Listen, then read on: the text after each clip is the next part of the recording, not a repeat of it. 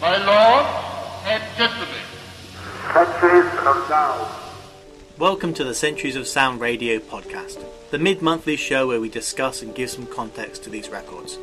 This show was originally recorded in March 2018 as a pilot for the series, and therefore features Sean in his first and last appearances. Hi Sean, wherever you are. If you enjoy these shows, please consider supporting Centuries of Sound on Patreon. For $5 per month, you can get full downloads of mixes and these radio podcasts a year earlier. Come along to patreon.com/centuriesofsound to find out more. Centuries of Sound on Cambridge 105 Radio. Hello and welcome to Centuries of Sound, the show where we use surviving recordings to travel back to a year in the history of sound recording. My name's James. And I'm Sean. I run the Centuries of Sound website, where I put together a mix every month. You can check all of these out at centuriesofsound.com. The mixes on there have so far reached 1912 and 1913 is coming in about a week. But for this radio version so far, we are up to 1901. And let's start things off with this, something which needs no introduction, as it already contains one. Trombone solo, The Patriot, played by Mr. Arthur Pryor with Sousa's band.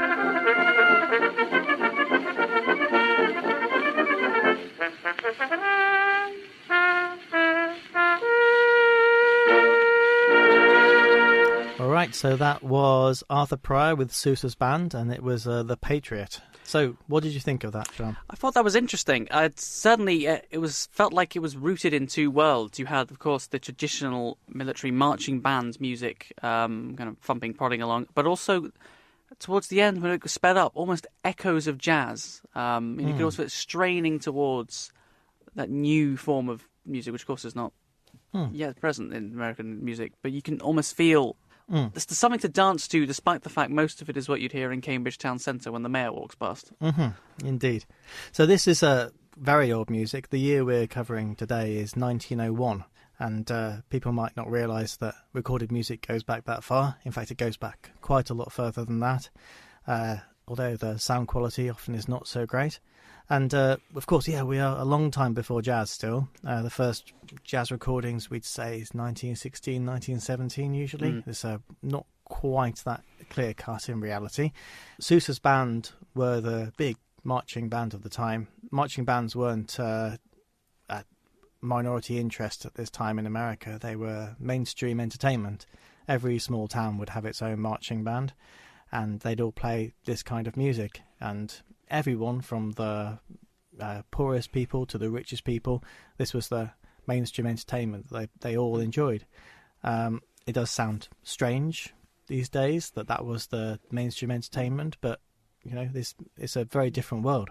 Sousa was most famous these days for the Monty Python theme tune. Oh, really? Yeah, there's Wow. a few other ones that people might recognise. He wrote as well. He was a huge star in his day, but he hated recorded music. He said it was canned music, and he refused to record any music at all. But by this point, he wasn't the leader of his band. He was more on the writing side than as a band leader. Arthur Pryor was the band leader at this time, and he was much keener on getting stuff down on wax. He was a cornet soloist, and you can hear him on that track. It's one long cornet solo with backing. Arthur Pryor was recording quite a lot of what would soon come to be called ragtime music. Not pure ragtime in any sense at all, but taking a lot of those influences and putting them into his music as a way of kind of introducing new sounds there. But it was still the big sound of the time was still marching bands. Let's hear another example of that kind of dominant music of the time. This is Kendall's First Regiment Band.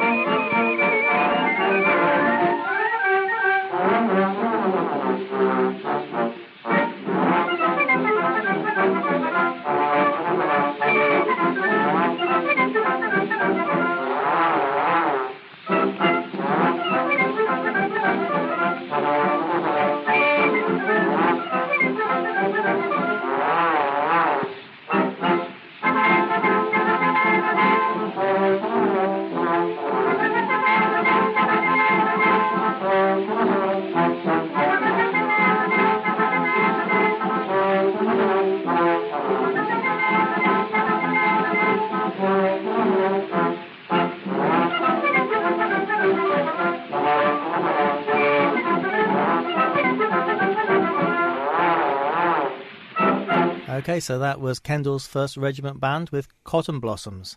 So that's from 1901, as all the music you'll be hearing today is. So let's talk a little about 1901. It's that intriguing period of history, isn't it, when we have in the United Kingdom, Queen Victoria dies and is replaced with Edward VII. And in America, President McKinley is... I think he's assassinated, or does he die from the cold? He's assassinated. Assassinated, there we are. And replaced with Theodore Roosevelt. Teddy Roosevelt, played wonderfully by Robin Williams in Night at the Museum. Before we came on here, we were discussing about whether 1901 is... Can we say it as the last of the old world, first of the new, or is that more of an anachronism that actually has no place now in music? Is it even the 20th century? Is it the first year of the 20th century? Was that 1900? Should we get an answer on this one? Ooh, it's controversial. We need an adjudication of some sort.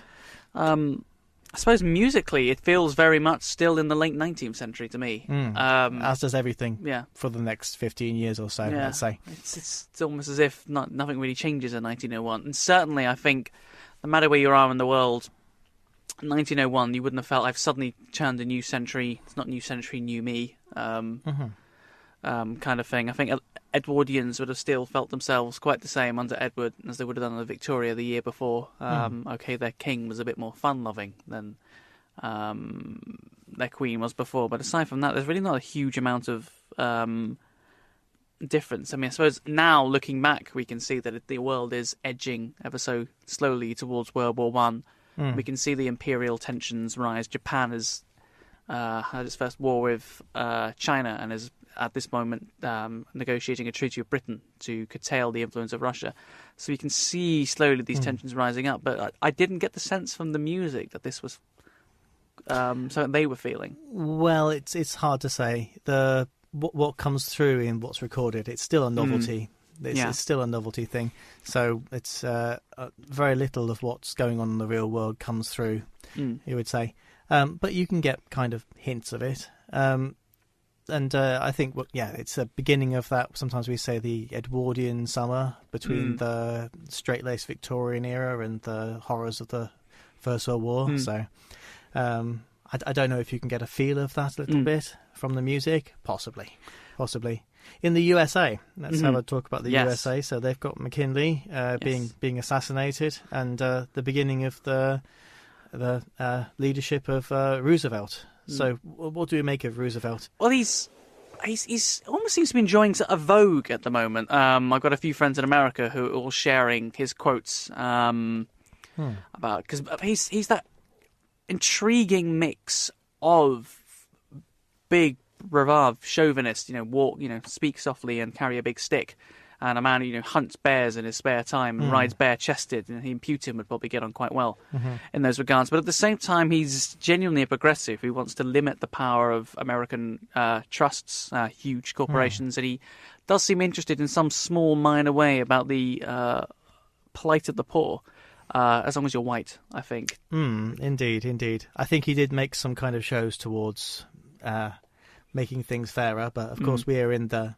Jim Crow era right now, and things are not looking good for black people in the USA in 1901, I'm afraid. Yeah, the slaves had been emancipated 40 years earlier, but despite several amendments to the Constitution, many of them still can't vote, either because of outright laws, the Jim Crow laws in the South, or because they're simply denied access to the ballot or education. Aside from figures like William Dubois, who was an American history professor, there are very few African Americans in quote unquote public life in the South. There's no one. To be a black man in the South, you're still effectively a slave. Which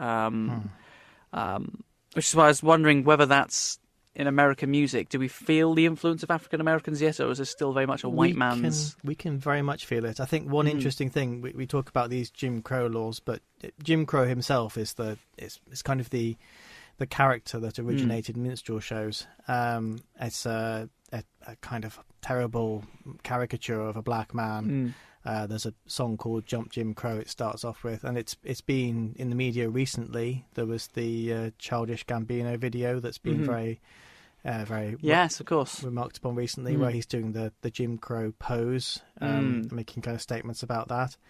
Minstrel shows, of course, are not the most popular thing. in the 21st century. They're not looked upon very well at all. But as with marching band music, they were a huge component of popular entertainment at the time. And there's a lot of, we say minstrel shows are not looked on well, but then you say something like vaudeville. Mm-hmm. Vaudeville, people kind of have a nice kind of rosy glow when they think about that, but vaudeville is the later version of minstrel shows, really. It was the revival minstrel shows that kind of took away the nice parts and turned it back into something else. Kept the overt racism. Minstrel shows were a strange thing. They had a whole structure that they'd abide by. There'd be an opening overture, there'd be Mr. Bones and Mr. Interlocutor and Mr. Tambo. There's the set characters on the sides of the stage, and they'd be exchanging quips, and then there'd be musical numbers. It was a very well worked out standard of how they did entertainment in those days, and they would have these touring shows going around, which like I say, turned later into vaudeville. And would this be popular across American society, or would it be a lower class or an upper class? This is popular across American society, and there would even be black minstrel shows going around. And when I say black minstrel shows, they would put black makeup on their face to make them look more black. That was how they did that. Wow. They still weren't allowed in the best establishments, as they would say. So it's a more complex issue than you might imagine, although in some ways that belies how deeply racist it was. When I'm listening to these recordings, there's so much kind of racism under the surface that it is often very shocking. And no more shocking in the name of the popular music of the time. I think everyone's familiar with the word ragtime. You might think about Scott Joplin's piano pieces. That's I don't want to say a sanitized version of what they had at the time, but it's certainly not the realistic picture of what they had then. We have the kind of dance version of ragtime, which with a band, which would be usually called cakewalk. We have the kind of the piano ragtime, which there's no recordings of really, and then we have the pop song version of it, which unfortunately has the name of coon songs. Ah, yes. That's a racial slur of exactly. It's they've seen that black people have this culture and these songs, and they're trying to use that and imitate that to sell sheet music. And the thing is, some of the most famous writers of these songs on what would become Tin Pan Alley soon is are black men as well. So the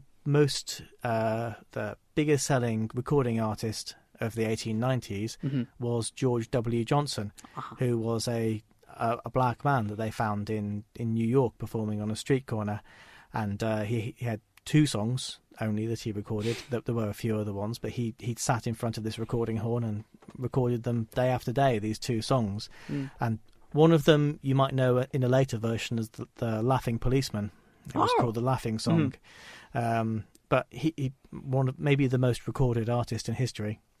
But generally speaking, when we have these kind of songs, and I don't want to say the name again, we have white people doing horrible, ludicrous impersonations of black men.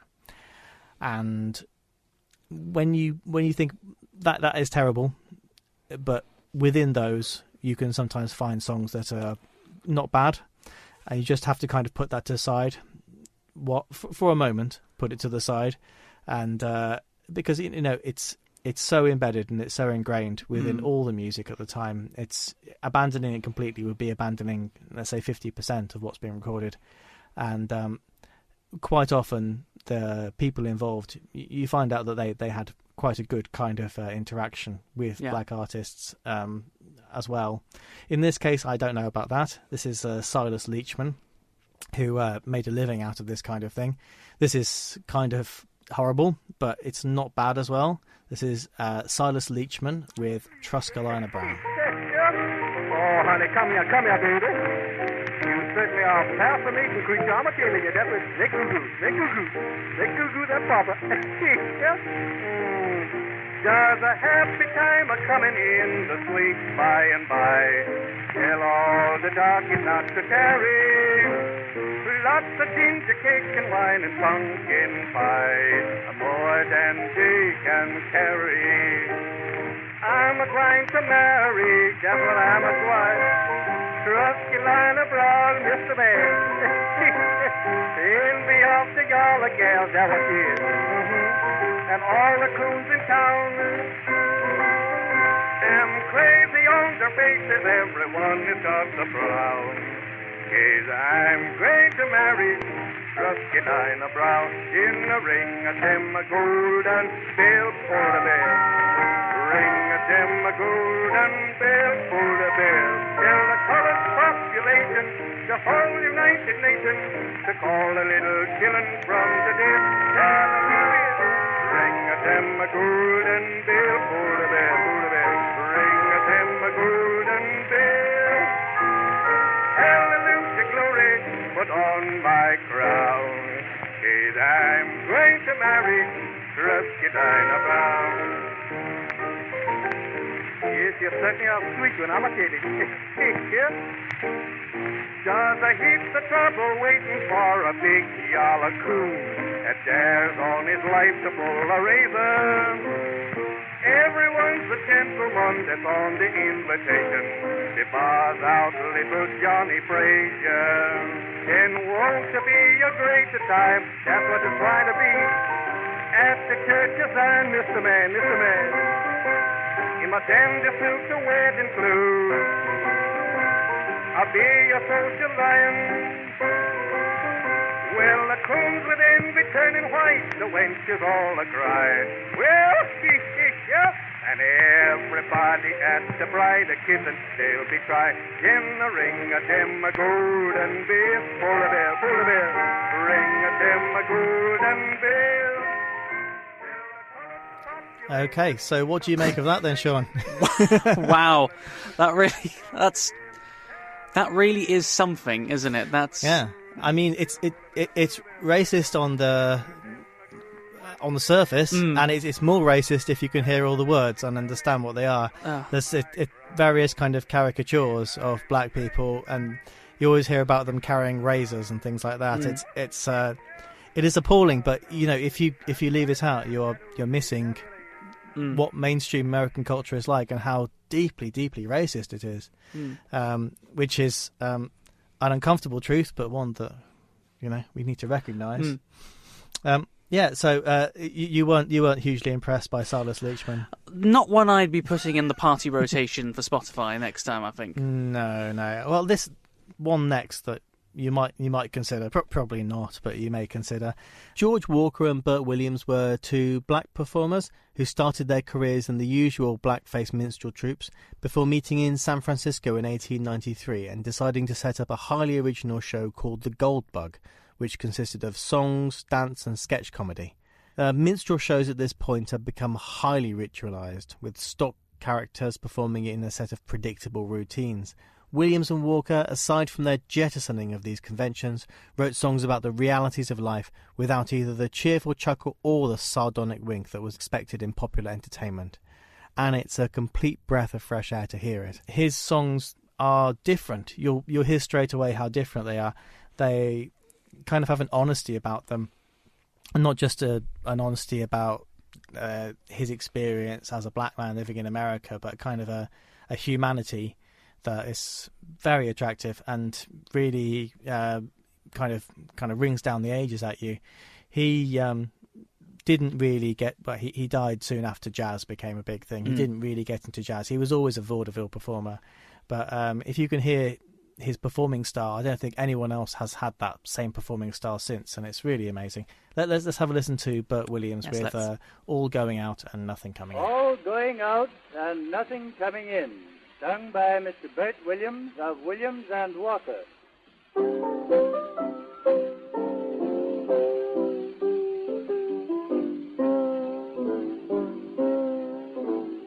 Money is the root of evil. Everywhere you go, but nobody have any objection to the roots now, ain't that so? You know how it feels with money, how it makes you feel at ease.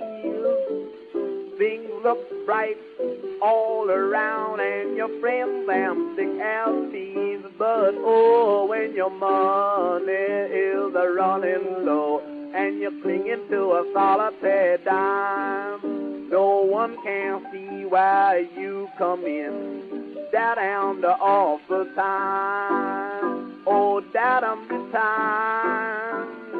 Oh, that am the time.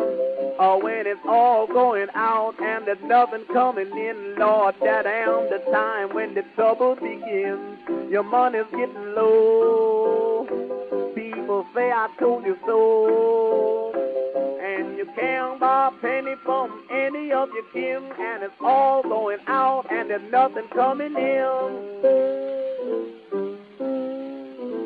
I've had my share of this world's trials. No one knows how I've tried to keep my little boat from sinking and the battle with the tide. You know when you got your money, how easy it is to keep afloat. Your friends, they're mighty numerous, and they help you to row your boat. But oh, when your money is running low, times is bad and things look mighty blue. You look for help and find that all of your friends is paddled in their own canoe. Oh, that the time, oh, that the time, oh, when it's all going out and nothing coming in, that the time when the trouble begins. People get low, they say I told you so, and you can't buy a penny from any of your kin, and it's all going out and there's nothing coming in. Okay, so that was Bert Williams. That's a bit better, isn't it? That's something a bit better, as you say. There's something a bit more relatable to that. Certainly, I think we've all had, especially as it's such a long month near payday, with nothing, all going out and nothing coming in. Yeah, I felt myself sympathising with that somewhat. Universal things that are still felt today, definitely. Yeah. He's got a much more famous song called Nobody in 1905 coming up, but today's 1901. Centuries of Sound on Cambridge 105 Radio. This is Centuries of Sound on Cambridge 105 Radio. Let's move around the world a bit. I'd like to move to the UK, but I'm afraid I can't. I don't have any nice recordings from the UK right now. Do you know that? Why? Is that a lack of recordings in general, or? Well, it's funny because if you go back to 1888, for example, it's the majority of recordings I have from that era from the UK, and a while after that as well. The problem right now is archiving. I get most of these from a few different websites, and there's a one in California, Berkeley, California. They digitize a lot. There's quite a few collections coming up on archive.org, and there are various compilations. But in the UK, there is the British Library, who had a wonderful exhibition just now about the history of sound recording that I'd recommend if it hadn't just closed. But as far as things that are online and available to listen to, and let alone download, there is almost nothing from this time. The earliest recordings, sure, but getting on 10 years later, no, it all dries up. So we can't really cover the UK. If we could cover the UK, there'd be lots of interesting music hall stuff going on. There was John Peel did a thing called Peelenium, where he went through every year from 1900 to 2000 and picked 4 tracks. Unfortunately, the tracks he picked from 1900 and 1901 and those kind of years, it seems none of them were really recorded then. I don't know what happened. A researcher just decided they were because they couldn't find anything. Anyway, let's move on to some different parts of the world. Let's go across to Japan, let's say. What's going on in Japan? Well, Japan is undergoing rapid industrialization in this time. They're rapidly expanding into China. They're signing treaties with Britain and America and against Russia. They clearly are seeing themselves as a first-rate imperial industrial power with all the imperial pretensions that goes with that. And you've got to remember, just 40 years before, Japan was still ruled by shoguns until the Americans sent a gunboat in and forced them to open up their ports and their trade and their lands and all the rest of it to good old American capitalism. So thanks for that, Americans. Okay. Well, at least it meant that we could get some recordings from Japan, unlike the UK for some reason. So I will make a go at pronouncing this name. The name is Kinosuke.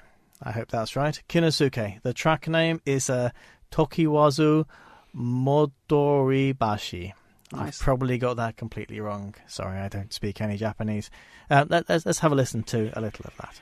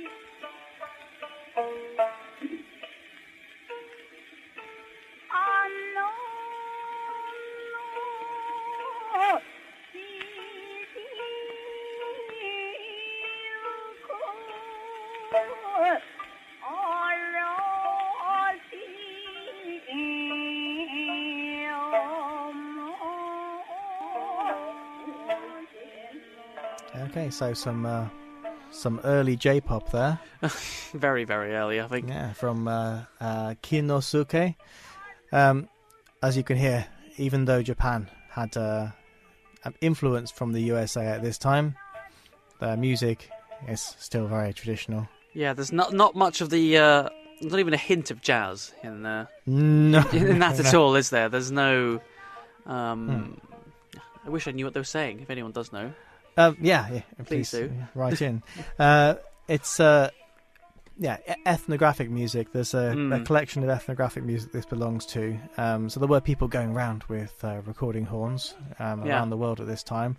Some very exciting kind of trips to very remote places, where completely places that nobody went to, that they go and record local kind of folk songs. So there were these Western people who were recording these. Generally speaking, yes. Although that's a good point, because in Russia, on the other hand, we have some of the first classical music recordings were made in Russia. There was a guy called Julius Bloch who recorded a lot of music in Russia, classical music only, of course. That was the only real music as far as he considered it. At this point, though, in 1901, we have these Berliner discs, so records rather than wax cylinders being recorded. Wow. And an explosion because the copyright, because of legal shenanigans, had been immediately lost. Many different recording studios opening up in Russia, and a kind of a mini explosion in Russian recordings as well. So there's a website called RussianRecords.com where they have a huge amount of recordings. You really can't navigate your way through them. Let's have a listen to one of those. This is Orchestra Garmony. It's called an orchestra, but it is literally two harmonicas, possibly one even. And it's a Vosadu Liv Ograde, I think that's how you pronounce it. So here we go, Orchestra Garmony.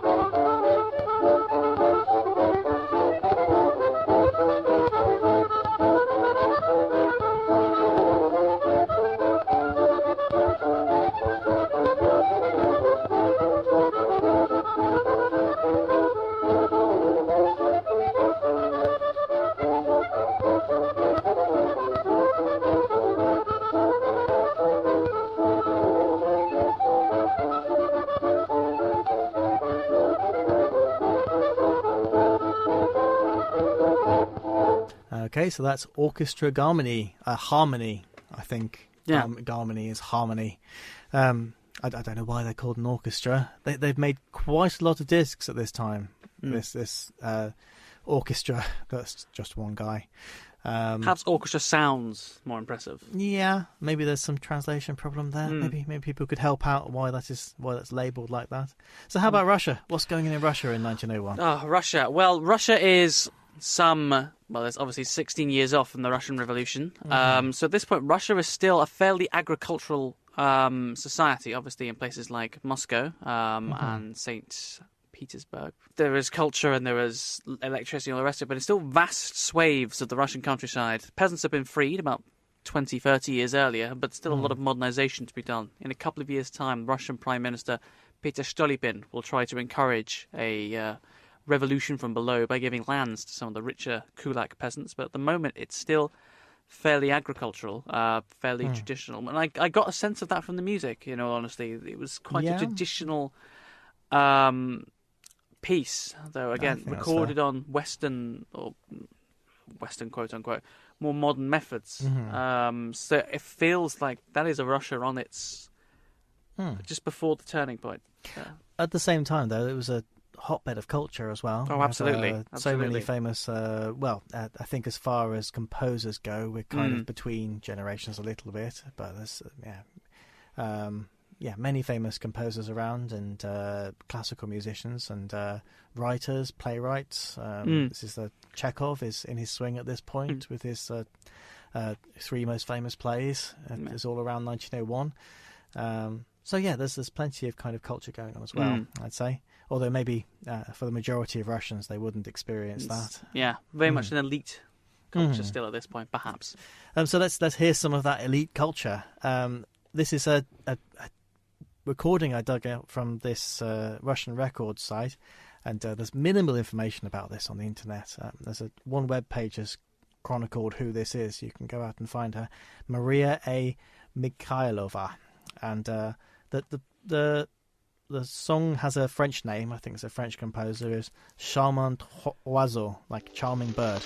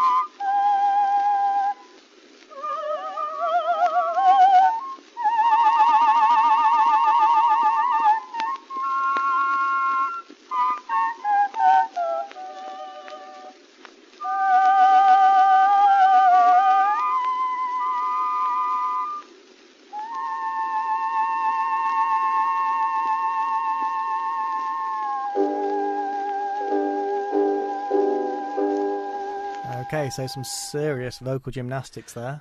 Yeah, that was seriously impressive. The range on her was... Yeah. I think we called it whistle pitch. Well, she was imitating a flute, so she was copying a flute. I've heard another few recordings of that particular song, but this one, she really goes for it with that flute at the end. What happened to her in the end? Did she? I'm not sure. She was around in this 20 years or so, and then who knows what happens to anyone in Russia after 1918, basically. Fair enough. Yeah. She may have gone abroad. Who knows?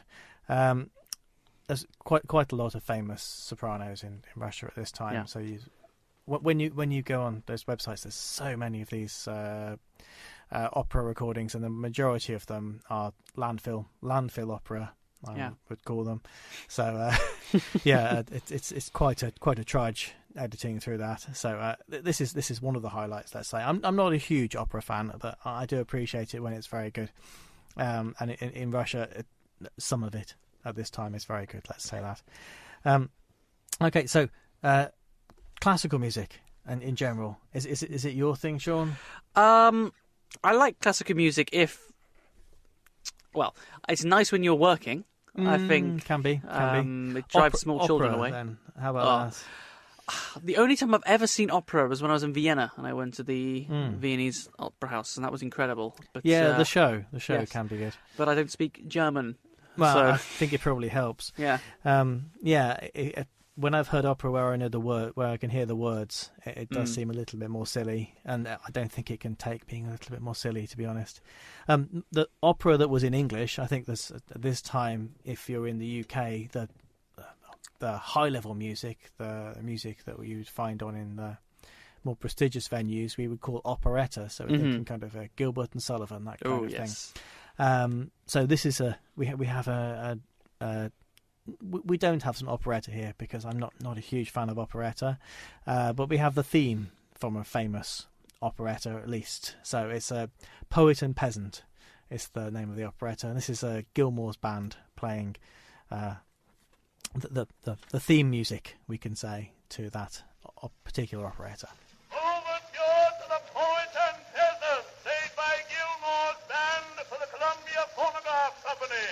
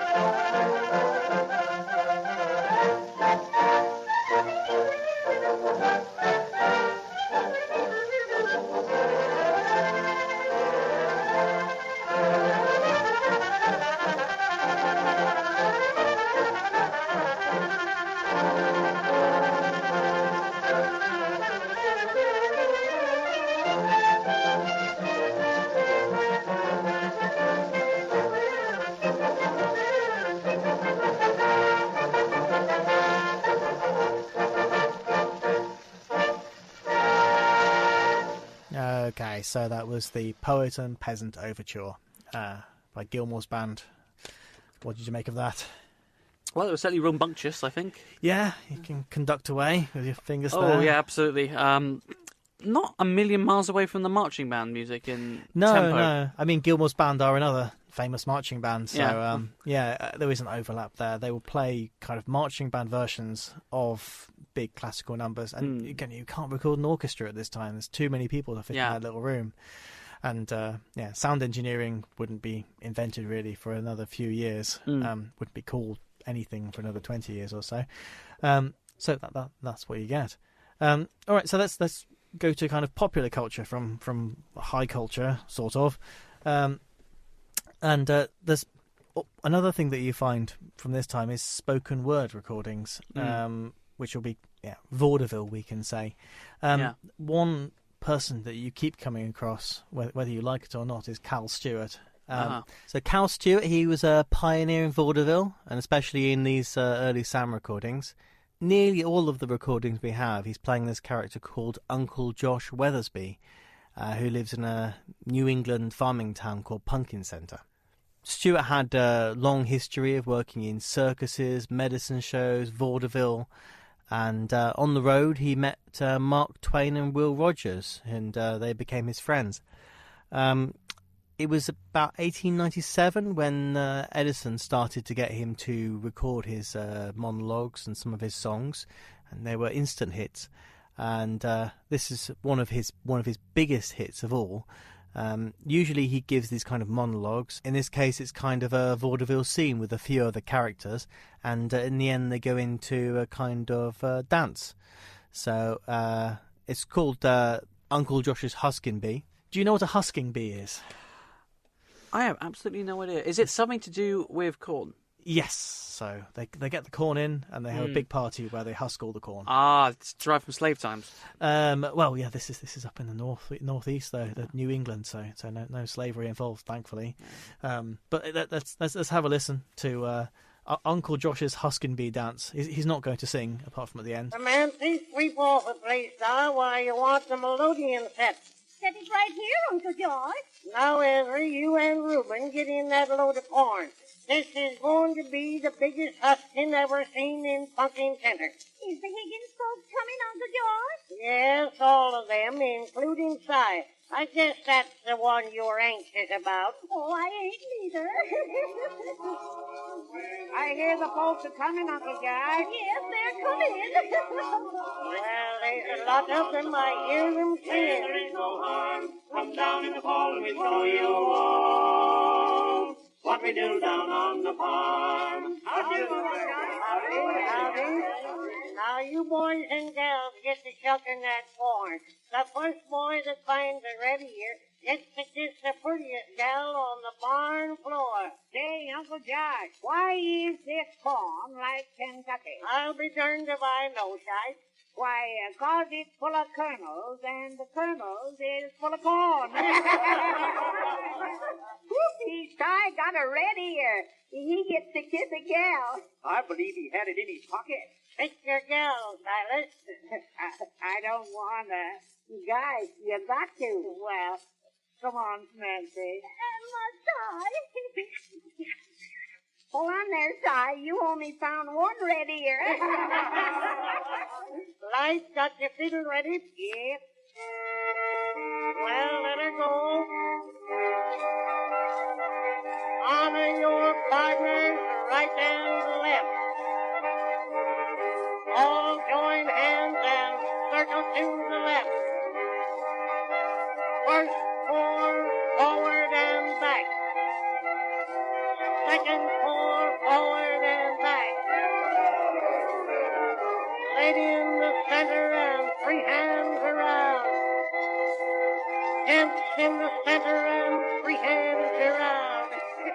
Okay, so it's a little uncharacteristic as an Uncle Josh track by Cal Stewart, because he has a whole studio production there, and I'm very impressed with the studio production. It's kind of geeky, I know, but how they got all those people in there and engineered it so well that it sounds like a real environment there.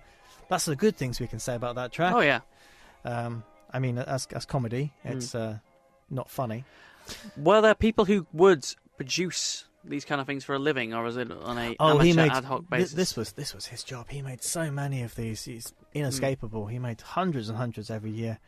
and he died in 1919, I think it was.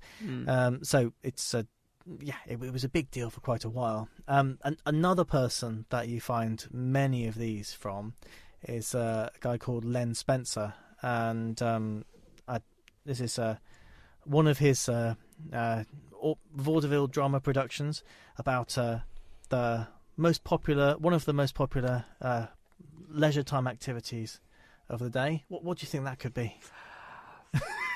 Sitting on the front porch drinking beer with your mates. No. It's something much more wholesome than that. Drinking beer entirely would be illegal 20 years after this. There was a big temperance movement going on, of course. This is a nice little comic scene about a dog fight. Let's have a listen to that. Say, is this a dog fight? A little order, please, gents. Say, keep them dogs quiet, will you? All right, Jimmy. Now, gents, this is a dog fight between two dogs. Mickey Donovan's prize full tramp and Patsy Keneally's brindle dog Belloni. Say, keep them dogs quiet, will you? All right, Jimmy. Now, this fight's to be at 25 pounds, give or take a pound, for $100, and a side bet of 50. And the first thing is the appointment of a judge. Now, has anybody got any objections to Mike Doyle? All right, Michael judge this fight, and without any outside interference either. Oh, say, keep them dogs quiet, will you? All right, Jimmy.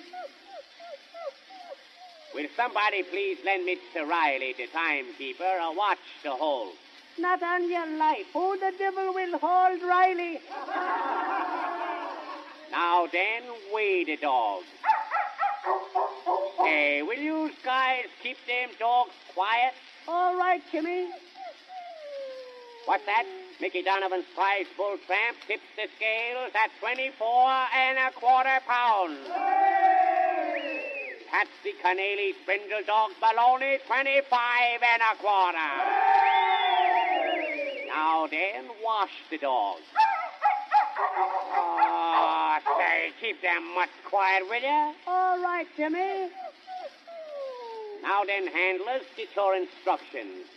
If either of you picks up your dog the second time before the dog finds, I'll decide again, you see? All right, Jimmy. And when I say put the dogs down, why, put them down. And don't follow your dog neither. Now then, are you all ready? Well, then, let her go.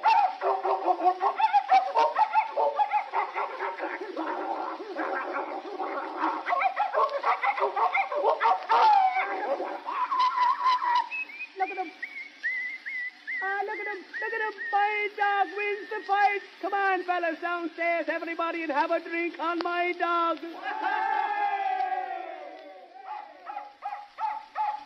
Okay, so some good, wholesome family entertainment there. Absolutely. There seemed to be something about OK Timmy being hilarious. Yeah, his dog called Jimmy. I mean, you should remember, they're in a tiny studio making all these noises themselves. This is a popular vaudeville routine that they've worked out. Irish impressions as well. You know, sometimes they would take a break from making ludicrous stereotypes of black people to make ludicrous stereotypes of Irish people instead. Oh yeah, there's still a anti-nativist movement at this point. You know, Catholics especially, were the work of the devil. If you remember, even 60 years later, John F. Kennedy is asked if he's going to be the papist candidate for the presidency. Yeah, so I mean, it's a very prejudiced society in the USA at this time. Kind of a really different world, we could say, that we wouldn't recognise in many ways today. And it's sometimes I feel if I'm watching some kind of drama or something from the time, it's kind of hard to get that across, wouldn't you say? There are some things we just won't show now, I think, because it would outrage people, I think. But yeah, the kind of from listening to that kind of thing, you just kind of get a feeling of I don't know how much culture has kind of slowly changed, and in ways that people can't really notice. There's nobody alive who can remember 1901 at this stage, and I think when we watch things from back then, the way people communicate, their kind of humour, it's very different indeed. I would like to say perhaps that the humour doesn't translate at all to the modern world, but I do have examples from just a couple of years later that I do find actually funny. So maybe it's a more complicated picture than that. Maybe it's the subject matter. It's difficult to laugh at a dogfight now, I think. Yes, possibly. I don't know. You could do a comic sketch about it that would be funny, I suppose. I don't know. It's not really a realistic thing. But it does show you that very different kinds of values at that time and very different ideas about what was and was not okay to do. Centuries of Sound on Cambridge 105 Radio. You've been listening to Centuries of Sound. I've been James. And I've been Sean. If you've enjoyed today's show, there's a lot more available for you to have a look at. We have a website, centuriesofsound.com, where I post my monthly mixes, which are currently up to the year 1912, 1913, coming very soon. And we have mixes for a couple of recent years, for 2016 and 2017 as well, if you want to hear where we're headed. If you have any comments or concerns, or you want to get in touch and recommend something, you can email me at james@centuriesofsound.com. You can come along to our website at centuriesofsound.com. We're on Twitter and we're on Instagram and Facebook, so you can come along there as well. I'd recommend Twitter as the place that's updated most often. Or if you're feeling particularly generous towards the project, you can come along and join our Patreon, which is on our website, centuriesofsound.com.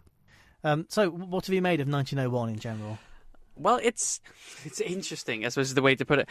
I keep going back to this. It's clearly not the music we recognise from even 20, 30 years later. It's not jazz music. It's not that kind of swinging thing. So is this I suppose it's more of a question, I suppose. Is this a time slowly evolving? Is this music slowly evolving? Or actually, is this a cultural cul-de-sac in which actually we take a 90-degree turn of and reverse out of as quickly as we came? Well, yes and no.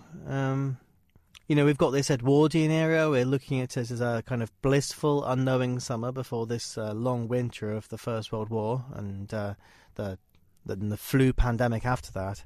What we've heard from the music is not so much original. It's more kind of things I put into two groups, like the precursors and the hangovers. So the precursors, you can kind of see these are going to be early jazz, but you can't really hear how they're going to turn into jazz quite yet. And some of them are just going to be dead ends, really. Then you've got the Victorian music, which is kind of left over, the last kind of bits of that. And some of that kind of turns into like Tin Pan Alley music, and the Great American Songbook does have a lineage going through that. The bits that turn into jazz, you might be fairly surprised. Don't want to spoil the surprise, but some of these marching band songs, you can hear them going into these kind of peacocking solos. And there's an excellent book called Stomp and Swerve by David Wondrich. And the two elements there, the stomp, you can hear that from that kind of marching band music. And the swerve is, it not being so drilled in the way you do it. So doing these kind of slurred notes and these kind of blue notes a little later on. And we'll hear some ragtime bands fairly soon that kind of manage to turn that into something more danceable. And I don't think you could say funky quite yet, but something that you can start to hear how that's going to turn into those early like jazz dance bands. Let's finish today with this is another band, the Metropolitan Orchestra they're called, even though they are just a band, and it's called Impecunious Davis. What does impecunious mean? Do you know? I have no idea. Do you? I've just had a look. It means poor. Poor Davis. Poor Davis. Financially poor. Ah. Mm-hmm. So of course. A theme today with the Burt Williams song as well. So here we go. This is the Metropolitan Orchestra.